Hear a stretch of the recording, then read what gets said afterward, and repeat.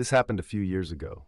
You may have heard rumors if you're on campus. Some even circulated online. Nobody knew what really happened, because I'm the only one who knows, and I kept quiet, for a multitude of reasons. None of them matter now. Here's what really happened.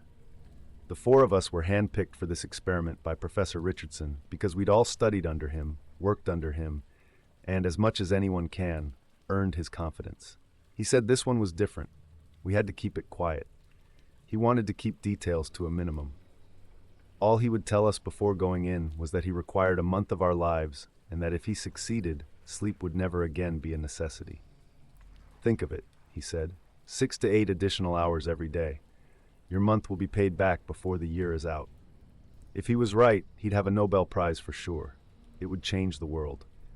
We believed in him. Sleep would become a hobby. Imagine that. We felt lucky to be a part of it. We went in with the highest of hopes. We were so excited for a new future for humanity and for ourselves. I was the only one to leave that place. In the first week, Professor Richardson brought us out to the location in his van, explaining along the way what we were to do.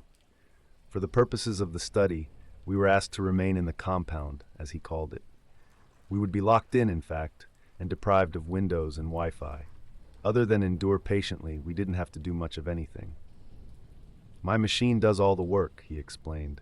It uses a complex melange of sound waves to disrupt the processes of sleep, evolutionary appendices from the days before civilization. The most immediate side effect you'll notice is that you won't dream. Any other effects we noticed we were to catalog. We were, as he said, in uncharted territory, and so we had to map out the dangers. The immensity of the project was inspiring enough. Then we saw the compound, the octagon as it was known, a concrete octagonal structure built at the end of a labyrinth of dirt roads somewhere in the backwoods of Searcy, Arkansas. I've never been able to find it again. The professor said it was originally intended as a jail for terrorists, but it was abandoned and never used. It's virtually impenetrable, invisible to satellites, but for us it had been stocked with all the comforts we'd require for a month of dedication. I don't know if any of us expected to really conquer sleep. We thought perhaps a reduction in sleep requirements could be possible. We spent a fair amount of the first 2 days speculating on how the machine works with its complex melange of sound waves and whether sleep really is an evolutionary appendix, as the professor had claimed. By the third day of only getting 3 to 4 hours of sleep, contrary to feeling groggy, we were more awake and full of energy than ever. We were alert and ready to debate these ideas. That's when the excitement really hit us. He really did it, JT said. JT was a big, ginger-bearded guy, the sort of guy who still has a healthy collection of magic cards. We don't know that, James said, always the skeptic. He came from Australia just to study under Richardson, actually. The machine could be stimulating the adrenal glands to mildly dose us with adrenaline all throughout the day. Even were that so, wouldn't change the fact that he beat sleep, I said. With our extra time, we were getting in tons of reading, played a stupid amount of Call of Duty, and still had plenty of time to sit around and debate. I guess I have to admit it's fucking amazing, James said. We all felt it. It was almost euphoric, the excitement we felt for being possibly the first humans to live without the need for sleep. Technically, we still needed a few hours each night still, but we decided together that it was more out of habit than necessity. Then, on the 4th day, Don said, "There's something wrong." Don was a serious one, super serious. He used to be a Franciscan, I'd heard. It showed. He didn't talk that much, and when he did, it was usually worth listening to. This time, he put into words something I'd been feeling, but I guess just kind of buried under the excitement. With the experiment, or that was JT. I don't know, he said. It's a feeling. This constant uneasiness, like this isn't going the way it's supposed to be going, or that we're in the wrong place. No, James said. I think that's it. It's this place. We all knew it was weird when we first saw it. This concrete octagon. But living in it, I think there's something wrong with this place. Like something terrible happened here. I understood it was never used, I said. Governments always say that about torture prisons, James said. It's more than that, JT said. I feel it too. I thought it was just from lacking windows at first, but that's not it. I think it's the angles. It's like the angles in this building don't add up to what they should. What if everyone's dead outside? Don asked. James jumped up so fast his chair clattered to the ground. Cut that shit out, Don. Why would you even say that? Well, what are you saying? I asked. This is a haunted octagon? Yeah, James, JT said. Was it built on an octagonal Indian burial ground? Okay, you want to play that? He said. I can play. Look, the space around us transforms based on how we perceive it. Take a church. The people who go there perceive it as holy. So they do things like leave their crutches behind when they force themselves to walk or light their candles or whatever. These changes to the space only enhance the perception of holiness and influence future visitors to perceive it in the same way and change it in the same way. Haunted places are the same. For one reason or another, they begin to be perceived as haunted. The more they're perceived that way, the more they're imbued with hauntedness. Even if you've never seen the place before, you pick up on the subtle clues if you're at all sensitive. In a way, it's true to say it's a haunted space. It's true to say the church is holy. Our interaction with that space has made it something more than just wood and sheetrock, or whatever. So what I'm saying is, maybe some things happened here and we're picking up on it. Some bloody awful things. And in that sense, yes, it's a haunted octagon. No, Don said. Places are considered holy because an authority telegraphs it to whoever will listen. Just like haunted places make a lot of money off dumb tourists. Whatever it is, I said, we all agree something isn't feeling right about our situation. Maybe it's the machine. I say we write it down as a side effect. On that point, at least, we were all able to agree. It didn't put any of our uneasiness at rest, but we wrote it down. We somehow agreed upon the phrasing right away, too. Acute sensations that we've entered into something where we aren't welcome. During the second week, we tried our best to ignore these feelings and carry on like we had been. Those first few days had been some of the best in our adult lives. But we never got back to those happy times. I realized around then how short-sighted of Richardson it had been to leave us there without any means of contacting the outside world. When I voiced that opinion, "That's just what I'd been thinking," JT said. "Richardson isn't a dumb guy. You get me? I think he did this on purpose." "Why would he do that?" I asked. "For science, of course," he answered. "It's one of those meta-studies where we're told it's about one thing, but it's actually about how we react to the experiment, like the Milgram experiments." "Or it's not his choice," James said. "The government is making him do it, and that machine is designed to control us, or some sort of cult, Scientologists." "This is a government-built installation," JT said, "that actually makes sense. Not the Scientology part, though." "Think about it," James started, but I interrupted. Okay, I said. "Let's come back down to earth for a second. Best case scenario, Richardson is just a jerk who doesn't care about our personal well-being, right?" "Give it a rest," Don said, the one I least expected to snap at me. "Stop trying to act like the most rational guy in the room. You don't know what Richardson's into. He's into other things he'll never talk about publicly." I looked at the others and saw similar confusion. "What are you talking about?" "I've heard a little about this, actually," James said. "He has some fringe ideas. Let's just say he's not the respected academic he presents himself to be," Don said. "I've read some of the content he doesn't publish. He thinks and very seriously believes that there's something else, something besides this." He knocked on the table. "Something more than material stuff." "That's not completely strange," I said with a shrug. I was expecting worse. "He put it this way," Don continued, ignoring me. "Think back to the beginning of existence. There had to be conditions such that the universe's existence was possible. If the universe wasn't possible, then it couldn't have come to exist. Does that stand to reason?" We nodded. "Okay, and those conditions cannot be material nor laws of matter, since those came into being with the existence of the universe. So whatever those conditions are, they have to be something other than the basic substance of the universe. Does that make sense?" "I guess," I said. "This isn't turning into an argument for God, is it?" He shook his head. "It's an argument for a something that continues to exist. Except we can't even say that.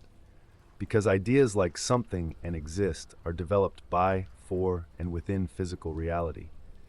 This is something pre-physical, something pre-existence.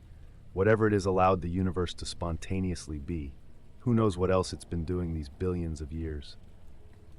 Just asking that question is already violating the stipulations, I started saying, my background in philosophy kicking in. Yes, yes, Don said. But he believes. He thinks it's the source of free will.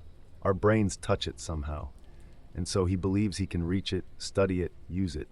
I didn't get to read much more than that. And if this experiment is something he's not putting on the books, James added, it may have to do with his more peculiar interests. So instead of eliminating sleep, he's trying to make us see God? I asked sarcastically. I don't know, brother, Don said. I'm just saying, if he thinks the brain touches another reality, this is just the kind of experiment he'd want to try to prove his theory. You think he has this room bugged?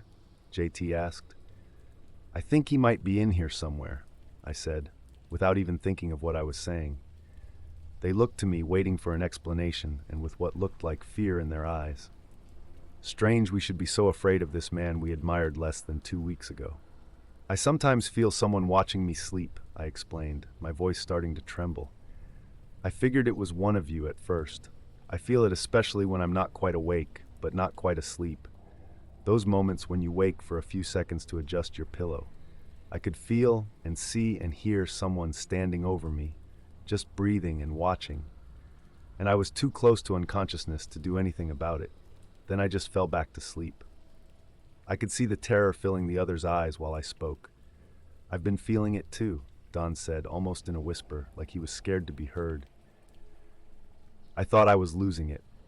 Me too, James said. Someone else is in here, I said. We drew closer together, our eyes darting nervously around the gray concrete room. We were all feeling the same thing, I'm sure. That we were trapped inside this horrible building with someone or something else. Wait, JT said. What would this person be eating? We don't see our food disappearing. There's no way out. There isn't really anywhere to hide. We gotta start being sensible. I let out a sigh of relief, because he was right. Okay, let's think about this, I said. Let's say this is another effect of the machine. Phase 2, paranoia. Phase 2, paranoia, Don said with a consenting nod. We wrote it down.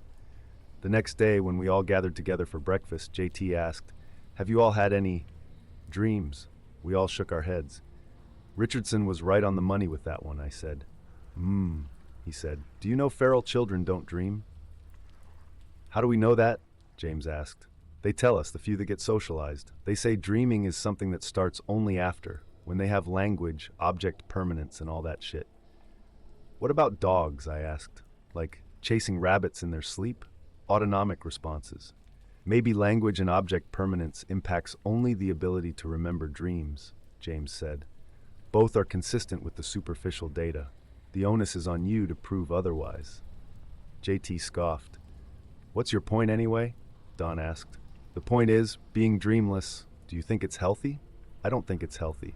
I think the machine isn't making us not need sleep, it's making us not feel tired. I think all of this might be happening because we aren't dreaming. We can't really answer, can we? James said.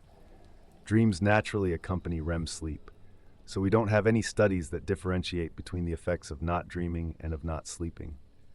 Or maybe we are dreaming and the dreams are just going somewhere else, JT said. I didn't know what he meant by that. Nobody did. But we all stopped talking then and dispersed. Something about it felt too true. Commencing week 3, our gatherings for theoretical discussions became rarer and rarer. We tended to isolate ourselves and eyed each other with suspicion. I still had those feelings of uneasiness and of unwelcomeness every day. And each night, the figure standing over me, I was sleeping even less now. About an hour tops. So little sleep that I'd started to catch it running away. The last time, I was awake enough to see where it was going. It's this one particular corner of my room that always struck me as peculiar. I caught myself staring at it even when I didn't want to. It's a point where the angles are strange. My eyes had trouble focusing on it. The figure skulked straight to that point and disappeared into it. When I woke up fully, I questioned whether I'd hallucinated the whole thing. Perhaps phase 3, hallucinations. I went over to that corner and looked at it closely. It smelled strange, like turpentine. Then the more I stared at it, The more I forced my eyes to focus, I was sure something was moving inside, and it was watching me. I heard this awful, hate-filled sound come from deep in the corner then. I didn't wait around to understand what made that noise. I left that room for good. I took all my short naps in the library from then on. While lying in the library, I overheard JT talking to someone in the corridor. He was telling him about the angles again. He said there are more degrees in the building than can possibly be in a standard enclosed shape. 2.7488 degrees more, he said. Just enough to drive you nuts, but not enough to be obvious. Whoever he was talking to said something I didn't understand, something like, "Those are the degrees of ripping." The voice was distorted somehow, so I can't be sure. What I was sure of was I didn't recognize that voice at all. Whoever JT was talking to wasn't one of us. Maybe silly, but I was scared. I stayed there, pretending to be asleep while JT walked by. And as he did, I felt someone or something come into the room and stand over me. Then it went away. After a minute or so of telling myself I was being foolish, I went following after JT. I didn't see him anywhere. I bumped into James, and he also said he hadn't seen JT. "Have you seen or heard anyone who shouldn't be in here?" I asked him. James looked at me with a mixture of surprise and terror. "How'd you know?" he asked. "I haven't told anyone." "About what?" He told me he'd heard his mother calling to him. Not a faint sound that he confused for his mother, but her voice, clear as mine, calling out to him. He almost answered her, he said. Almost. Then he stopped himself. "She's been dead for a year, man," he said. "Whatever was calling me, it wasn't my mother." I saw he was shaking and his hands were clenched. I told him to hang in there. It might be oral hallucinations. I'd been hearing things too. A crying child. So low at first I thought it was the plumbing. "We should call a meeting," he said. I thought about JT and what I'd heard moments ago. "Let's just tell Don," I said. "As a side effect of the machine, it makes sense," Don said after we told him. "The sounds are not supposed to be audible. Yet somehow our brains must be picking up their random patterns and interpreting them as something. The brain assigns a memory to make the pattern meaningful." "Do you believe that?" I asked. "Not for a second," James said, "but we had a shortage of rational explanations, and that was a pretty good one." I'd hoped he was right. A few days later, I found James in the gym, pounding away at the punching bag. I asked him if he was okay. He ignored me, so I went back to the reading room. A few minutes later, he was behind me. "That voice I've been hearing is not my mother," he said. "Of course not," I said. We'd already decided that, after all. "No, I don't know what I mean. It's just, my mother was a kind person. Even if this voice is trying to sound like her, it's not like her at all. It's not kind. It's not human." I put down my book and looked him full on to see if he was serious. He was. Very much so. "She's been telling me about all sorts of things," he said. "She asked me if you remember the shed." I couldn't say anything to that. I was speechless. I never talked about that. For good reason.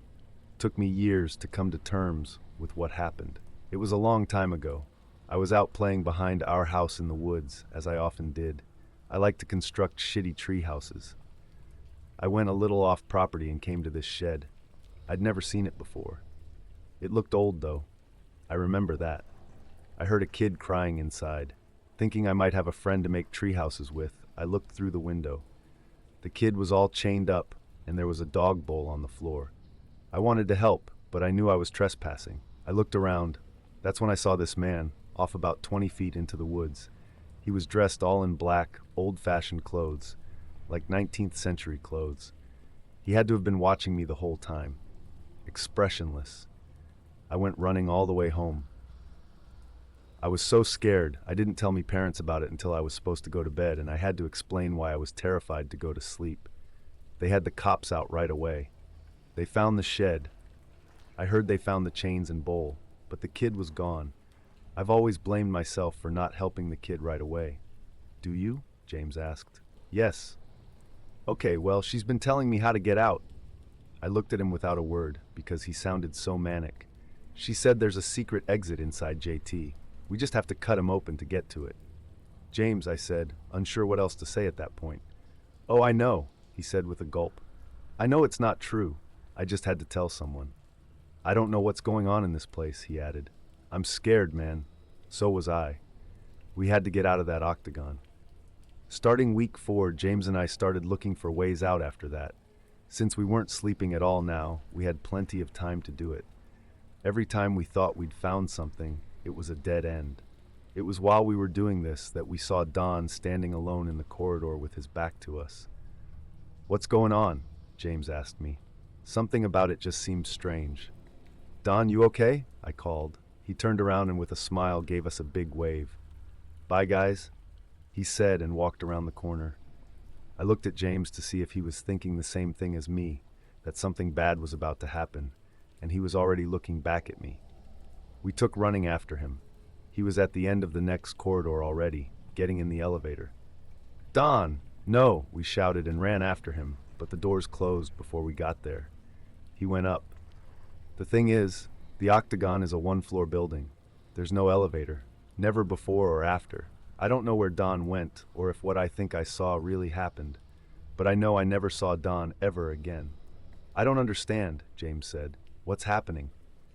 Before we could take time to think about it, a group of people rounded the corner and were walking toward us. "I think we should go," I said. "Who are they?" he asked. "James, let's go," I said. "Why are they blurry?" "I don't know, but we're going." I grabbed his arm and pulled him with me. Then I ran. I ran until I got to the kitchen and hid myself between the wall and the fridge. I was sure James was right behind me. I could hear his footfall the whole way, but when I looked, he was gone. I stayed there until my body couldn't really take it anymore, probably a few hours. When I slipped out, I saw someone peering at me from around the doorway. I was so startled, I backed up against the wall. It was a little boy. "Hello," I said. Then I heard screams. The boy was gone. More screams. I couldn't just leave someone in distress. Not again. I ran toward the screams, scared of what might be happening to James. I heard a scream again, but this one choked out. It was coming from JT's room. I wished then and still wish I hadn't opened that door. James was in there. He'd sliced JT open and he was feeling around in his guts. The shocked, agonized expression was frozen on JT's face. "What did you do?" I asked. "I have to get out," James said as he dug through JT's intestines. I backed out of the room. I didn't know what else to do. I just had to find somewhere to hide until Richardson could get us out of there. Once I was out of the room, I heard James saying, "Mom," and then, "Oh no," and then he screamed. I ran back in. James was gone. The doorway to the room hadn't left my sight. There's no way he got out, but he was gone, and noxious black smoke was coming from JT's abdomen. It smelled like burning tires. I went back to the kitchen. I found a supply of candles, melted some wax onto paper towels, and I stuffed my ears with it. Then I curled up in a corner with my eyes closed and waited for sleep to come. I waited a long time, but eventually, it came. When I woke up, Professor Richardson was shaking me. He'd already pulled the paper towels out of my ears. I thought he'd come early. I found out later I'd been asleep for several days. He asked me where the others went. I told him everything. As much as I understood, I tried to take him to JT's body, but it was gone, not a trace of blood. He took me to a hospital after that to make sure I was okay. "I'll foot the bill," he said. "Also, you can forget about your student loans." "Is that how it is?" I asked. "I put you in danger," he said. "So yes, you've earned it, if you keep quiet." I told him I couldn't keep quiet because of what happened to the others.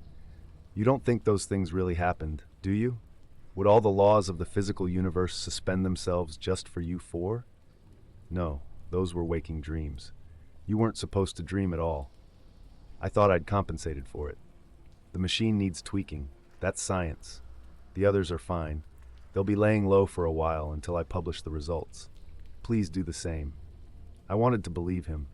I've always considered myself a rational person. I just didn't believe him. Yes, it all could have been a dream. That would be the simplest explanation. But it was no dream. I tried to find the others. I never could. I don't think they're fine at all. I tried to tell police about it, but they wanted evidence. I couldn't even show them the octagon. James, JT, Don, if you're out there and read this, let me know you're okay. And everyone else, let me tell you what I think. I think Professor Richardson was right about one thing. Sleep really is something we evolved to protect us. Except not from the creatures that roam the forests at night. It protects us from something much worse, something all around us. It's not obsolete at all. Thank whatever you believe in that you have sleep and you dream.